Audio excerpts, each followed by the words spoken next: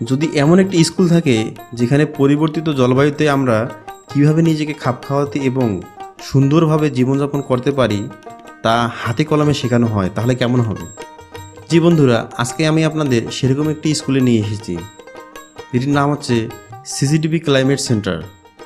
এই জলবায়ু শিক্ষা কেন্দ্রটি গাজীপুরের শ্রীপুর উপজেলায় অবস্থিত।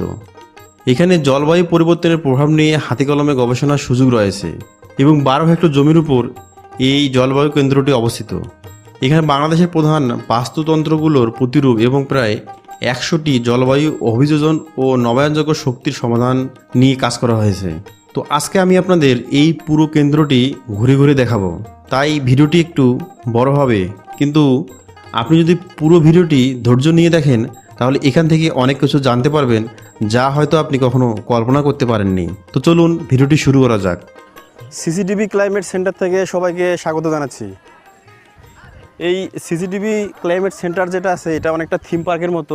সিসিটিভি ক্লাইমেট সেন্টার হলো বাংলাদেশের একমাত্র জলবায়ু শিক্ষা কেন্দ্র, যেখানে জলবায়ু পরিবর্তন এবং এর প্রভাব সম্পর্কে হাতে কলমে শিক্ষা ও গবেষণা প্রদান করা হয়। জলবায়ু পার্কটিতে বাংলাদেশের বিভিন্ন বাস্তুতন্ত্রের প্রতিরূপ স্থাপন করা হয়েছে। নবায়নযোগ্য শক্তি এবং জলবায়ু পরিবর্তনের অভিযোজন নিয়ে বিভিন্ন প্রকল্প ও গবেষণা করা হয়।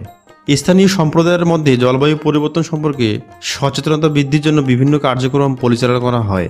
এই সেন্টারটিকে একটি ক্লাইমেট হাব হিসেবে গড়ে তোলা হয়েছে, যাতে নতুন নতুন উদ্ভাবন এবং সহযোগিতামূলক কর্মকাণ্ডের মাধ্যমে জলবায়ু ঝুঁকিপূর্ণ মানুষের সেবা করা যায় এবং কিভাবে স্বল্প খরচে বৈজ্ঞানিকভাবে কৃষির উন্নয়ন করা যায় সে বিষয়ে এখানে গবেষণা করা হয়।